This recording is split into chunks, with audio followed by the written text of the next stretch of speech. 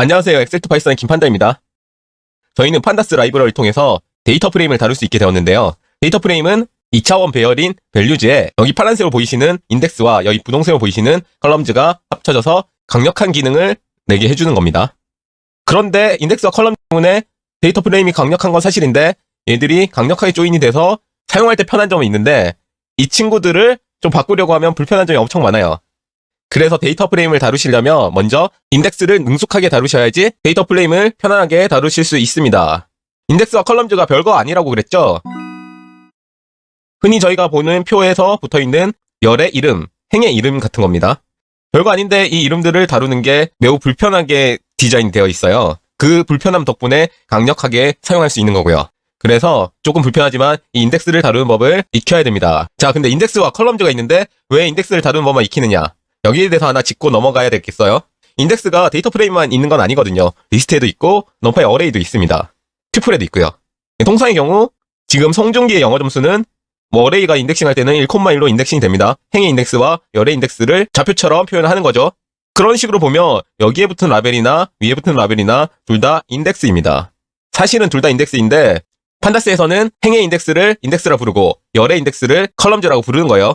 아무래도 부를 일이 많다 보니까 서로 네이밍을 다르게 한 것 같습니다. 근데 또 그렇게 부르기로 했으면 그렇게만 부르면 되는데 또 넓은 의미의 인덱스를 쓰거든요. 그때는 인덱스와 컬럼즈를 모두 인덱스라고 부릅니다. 이거 뭐야? 헷갈리게. 처음에 들으시면 인덱스가 정확하게 이 부분을 가리키는 건지 둘 다를 가리키는 건지 좀 헷갈릴 때가 많아요. 그리고 뭐 컬럼즈도 컬럼을 가리키는 건지 컬럼즈를 가리키는 건지 좀 헷갈릴 수가 있어요. 이런 부분이 판다스를 배울 때 약간 진입장벽이 되는 부분인데요. 오늘 저희가 공부한다는 인덱스도 인덱스만 이야기하는 게 아니라 인덱스와 컬럼즈를 이야기하는 겁니다. 인덱스를 다루는 함수들은 컬럼즈를 함께 다룰 수 있게 해줍니다. 근데 또 안 되는 것도 있어요. 그런 부분이 인덱스를 다룰 때 조금 헷갈리는 부분이긴 해요. 그렇지만 차근차근히 따라와 주시면 분명히 인덱스를 정복할 수 있으실 겁니다. 시작해 볼게요. 오늘도 파이썬.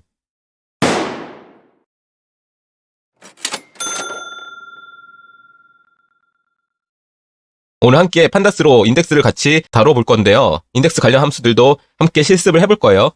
그때 사용할 변수는 제가 이렇게 미리 만들어뒀습니다. 그리고 그 중에 가장 중요한 df1도 이렇게 출력을 해뒀어요. 판다스 임포트 하는 것도 잊지 마시고요. 이 코드는 굳이 화면에서 따라치지 마시고요. 더보기를 누르면 맨 아래에 제가 남겨둘 테니까 거기서 카피해서 쓰시면 됩니다. 오늘 실습에 사용할 변수 중에 가장 중요한 df1은 이렇게 위에 출력을 해뒀으니까 이걸 보면서 같이 작업을 하고요. 오늘 저희가 실습해볼 내용은 이렇게 보드판에 띄워 놓았습니다. 길을 잃으시면 이걸 보시면서 차근히 따라와 주세요. 함수에 대해서 설명할 일이 있으면 여기에 함수를 띄워 드릴 거예요. 먼저 df.index, df.columns로 데이터 프레임의 인덱스와 컬럼즈를 확인해 볼게요. df1의 인덱스부터 시작하겠습니다. 함수가 아니라서 괄호를 쓰지 않아야 됩니다. 이렇게 하고 실행하시면 이렇게 df1의 인덱스에 대해서 알려주는 거예요. 이렇게 인덱스의 성격을 이렇게 표현을 해주는 건데 보기 편하게 다시 출력하자면 리스트로 만들어 볼게요. 이렇게 하시면 저희가 보기 편하게 보여줍니다. 다음으로는 df1의 컬럼즈를 확인을 해볼게요. df1의 컬럼즈를 출력을 해보시면 이렇게 맨 위에 컬럼즈들이 하나의 리스트처럼 배열로 뽑아볼 수 있습니다. 다음으로 인덱스를 설정을 한번 해볼게요. 설정 함수는 setIndex입니다. 자, 저희는 df1의 이 의미 없는 숫자형 인덱스 말고 의미가 있는 종목으로 인덱스를 지정해볼게요. 함수부터 띄워드리겠습니다. 여기 함수의 인자가 가독성이 좋지 않다는 의견이 있어서 형광색으로 바꿨어요.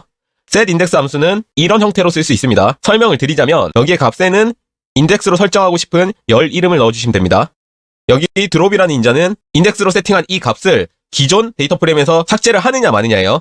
어펜드는 기존 인덱스에 새로운 인덱스를 추가적으로 집어넣겠느냐는 질문이고요. 인플레이스는 이 결과를 최초 변수에 덮어 씌우느냐를 물어보는 겁니다. 인플레이스는 당장은 안 쓰셔도 되는 게 덮어 씌우고 싶으면 이 결과를 다시 df에 집어넣어 주시면 되죠.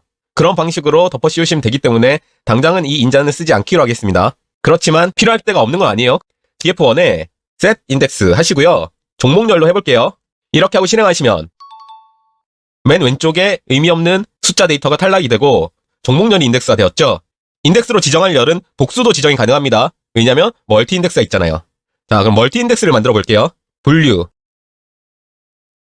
추가해서 리스트 형식으로 넣으면 보시면 이렇게 멀티 인덱스로 표가 만들어집니다. 분류와 종목이 둘 다 인덱스로 들어가는 거예요.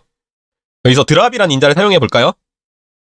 드랍 이꼴 폴스라고 하면 인덱스로 만든 열을 기존 데이터 프레임에서도 드롭을 시키지 않는 겁니다. true라고 하면 드롭을 시키는 거고요.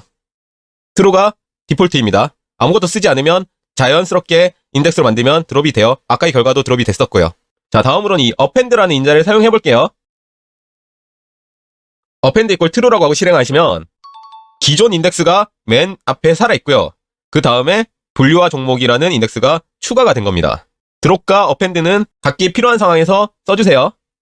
다음으로 인덱스 한번 리셋을 해볼게요. 일단 함수 띄워드릴 거고요. 예를 들어 저희가 df1의 불리언 인덱싱 한번 해볼게요. df1에 LOC 하시고요. 종목에서 판다센을 빼보겠습니다. df1의 종목이 판다센이 아니다. df1에서 종목이 판다센인 행이 빠지게 됩니다. 이걸 df3라는 변수를 지정해볼게요. 판다센이란 종목을 빼는 건 좋았는데 맨 왼쪽에 이 의미 없는 행 데이터지만 숫자가 이상해졌죠. 이럴 때도 인덱스를 리셋해야 될 때 중에 하나입니다. 리셋을 해볼게요. 함수 설명은 이렇게 나와 있습니다. 여기 보시면 레벨은 멀티 인덱스의 레벨을 나타내는 겁니다. 저희는 지금 인덱스가 한 줄이라서 레벨은 필요가 없어요. 인덱스가 여러 줄일 때 쓰는 겁니다. 이 부분은 차차 멀티 인덱스에 대해서 함께 공부를 하면서 살펴보도록 해요. 드롭 여부는 리셋을 하는데 이 기존 인덱스를 살려둘 것이냐 말 것이냐입니다. 드롭을 true라고 하면 삭제되는 거고요. false라고 하면 이 데이터 프레임에 하나의 열로 남아있게 됩니다. 인플레이스는 아까 말씀드렸듯이 덮어 씌우느냐 마느냐인데 크게 신경 쓰지 않아도 된다고 했죠. 자, df3에 리셋 인덱스를 하시면 013이었던 기존 인덱스가 하나의 인덱스란 열로 들어오게 되는 겁니다. 여기서 드롭을 true라고 하시면 기존 인덱스는 탈락되고 리셋되게 되는 겁니다. 자, 근데 저희는 아까부터 이렇게 주구장창 인덱스만 바꾸고 있죠. 그러면 컬럼즈를 리셋할 때는 어떻게 해야 되나요? 이런 질문을 하실 수 있습니다. 인덱스를 바꾸는 함수들로 컬럼즈를 바꾸는 방법을 가르쳐 드릴게요. 자, df3는 이런 모양의 데이터 프레임이었죠. 그런데 말씀드렸듯 판다스는 numpy 기반으로 만들어져서 numpy의 함수가 먹습니다. df3에 .t를 하면 이게 전치 행렬을 뽑아내는 numpy 기법이거든요. 이걸 하고 실행하시면 이렇게 전치 데이터 프레임이 나오게 됩니다. 컬럼즈가 인덱스가 되고 인덱스가 컬럼즈가 되고 행과 열이 뒤바뀌게 됩니다. 정 급하시면 컬럼즈를 인덱스로 만들어서 함수를 쓰실 수 있습니다. 리셋 인덱스 해볼까요? 기존의 컬럼즈가 리셋이 되었죠. 근데 행과 열이 뒤바뀌어 있는데 이렇게 결과를 얻으면 컬럼즈를 리셋을 했다 해도 의미가 있나요? 이렇게 생각하실 수 있죠. 다시 전치 행렬을 쓰시면 됩니다. 보시면 더블 전치 행렬을 쓰시면 정 급할 때 인덱스를 다루는 함수들로 컬럼즈를 적용할 수 있는 거예요. 자, 다음으로는 인덱스의 순서를 바꿔볼게요. 리인덱스입니다. 리인덱스 함수에서 보시면 친절하게 인덱스와 컬럼즈가 분리되어 있죠. 인덱스 이퀄 하시면 인덱스를 바꿀 수 있고 컬럼즈를 하면 컬럼즈를 바꿀 수 있는 겁니다. 이 리인덱스가 무슨 기능을 하는 함수냐면 기존의 인덱스를 갈아엎는 겁니다. 예를 들어 df1이죠. df1에 리인덱스 하시고요. 컬럼즈를 바꿔볼게요. 저희는 이 컬럼즈에서 C팀을 A팀보다 앞에 두고 싶어요. 컬럼즈 이퀄을 하시고 원하는 배열 순서를 집어넣어 주시고 실행하시면 이렇게 C팀이 A팀 앞에 가게 됩니다. 내용은 그대로 갖고 가는 거예요. 이거 엑셀로 하면 얘를 긁어서 여기다가 붙이기만 하면 되는데 너무 불편한 거 아닌가요? 이런 생각을 하실 수 있습니다. 방금 보신 것처럼 모든 순서를 하나하나 쳐서 지정을 해줘서 순서를 바꾸면 엄청 귀찮은 일이 되겠죠? 이걸 한번 볼까요? 여기 df2라는 표를 띄워드렸습니다. 이 df2라는 표는 이 df1과 달리 DCBA 순서로 데이터 프레임이 만들어져 있어요. 근데 이 데이터 프레임을 이 표와 같은 순서로 만들려고 합니다. 리인덱스를 하시면 되겠죠. 방금 저처럼 D팀, C팀, B팀, A팀 하시면 되겠죠. 하시면 되는데 그렇게 안 하시고 df2에 컬럼즈를 하시면 이렇게 한 방에 원하는 배열이 되는 겁니다. df2의 컬럼즈도 하나의 배열이잖아요. 그 배열을 컬럼즈 안에 넣어주시면 됩니다. 그러니까 제가 드리고 싶은 말은 어차피 규모가 커지면 그걸 육안으로 하나씩 보고 작업을 해서 순서를 얻기가 힘듭니다. 그럴 때는 특정 배열에 따라서 순서를 바꿀 수 있는 게 매우 용이하다는 겁니다. 저희가 다룰 데이터의 규모가 커질수록 리인덱스의 방식으로 열의 순서를 바꾸는 게 나쁘지 않다는 겁니다. 익숙해지면 이게 더 편해요. 눈으로 보고 사람이 옮기고 실수하고 이런 것보다 훨씬 편합니다. 자, 다시 리인덱스를 마저 해볼게요. 리인덱스에 지금 컬럼즈를 지정했는데 리인덱스는 이 모든 인덱스의 순서를 지정해줘야 된다고 오해하기 쉽습니다. 우리가 원하는 열만 배열로 집어넣어도 됩니다. 예를 들어 저희는 다 빼고 그냥 A팀과 B팀만 넣고 싶어요 하면 이렇게 하고 실행하시면 마치 슬라이싱한 것처럼 A팀과 B팀만 남습니다. A팀, B팀, A팀 하고 싶어요. 가능합니다.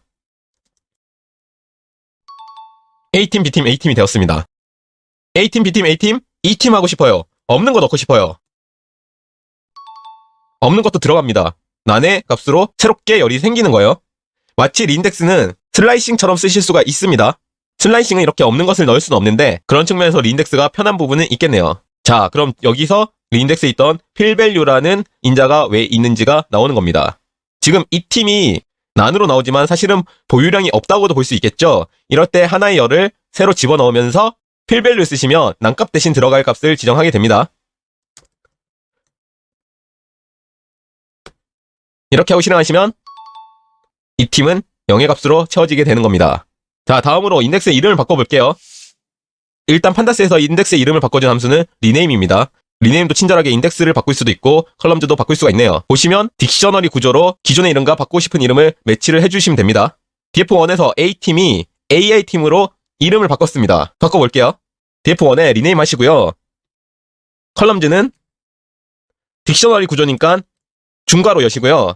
기존 이름은 A팀이었죠. A팀.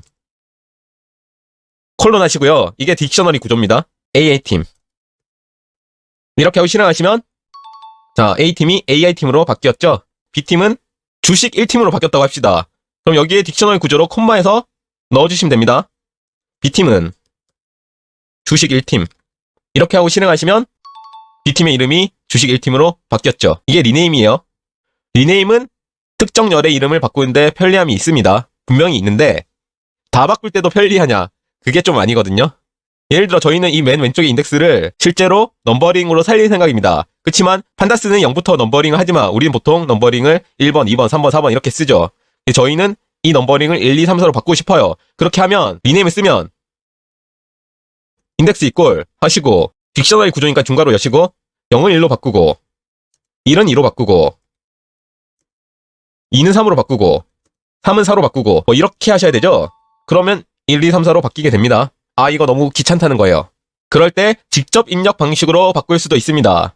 무슨 말이냐면 df1에 인덱스를 출력해보시면 이게 표현 방식이 달라서 그렇지 결국 0, 1, 2, 3이라고 그랬습니다. 이렇게 나오죠. 여기에 그냥 1, 2, 3, 4를 집어넣고 df1을 실행하시면 이렇게 1, 2, 3, 4로 바뀐다는 겁니다. 직접 df1의 인덱스를 리스트 형식으로 하나하나 지정을 해주는 거예요. 새롭게. 이게 더 편할 때도 있습니다. 마지막으로 인덱스를 정렬 한번 해볼게요. 소트 인덱스입니다. 정렬하기 위해서 df2를 불러볼게요. df2는 D팀, C팀, B팀, A팀의 정렬 순서를 가진 데이터 프레임이었죠. 아, 이거 보기 싫다는 거예요. 그럴 때 소트 인덱스라는 함수로 인덱스도 정렬을 할 수 있습니다. 보시다시피 축을 지정해줘야 됩니다. 컬럼즈를 정렬할 거냐, 인덱스를 정렬할 거냐, 그걸 물어보는 거죠. 인플레이스는 덮어 씌우냐 마느냐인데 신경 안 써도 된다고 그랬습니다. 어센딩이 중요한데 소트 밸류즈에서 기억나시죠? 어센딩의 뜻이 오름차순입니다. 그래서 오름차순이면 true를 하시면 되고 내림차순이면 false를 하시면 됩니다. 해볼게요. df2에 소트 인덱스 하시고 엑시스는 1이겠네요. 컬럼즈니까 엑시스를 지정해 주셔야 됩니다. 그리고 어센딩을 false로 하시면 똑같이 내림차순이니까 d부터 나오고요. true로 하시면 ABCD의 순서가 되는데 true는 디폴트니까 쓰지 않으셔도 됩니다. 이렇게 인덱스도 정렬을 하실 수가 있어요. 필요할 때가 있으실 겁니다. 자, 오늘은 여러분과 함께 인덱스와 컬럼즈를 다루는 함수들을 같이 실습해봤어요. 판다스는 인덱스 때문에 강력한 라이브러리고요. 고로 인덱스를 잘 다룰 수 있게 되시면 판다스를 잘 다룰 수 있게 되시는 겁니다. 잘 숙지해 두시길 바라고요. 다음 시간엔 실전 엑셀 자료에서 인덱스를 다뤄서 작업해야 되는 상황을 같이 실습해볼게요. 오늘도 역시 수고하셨습니다.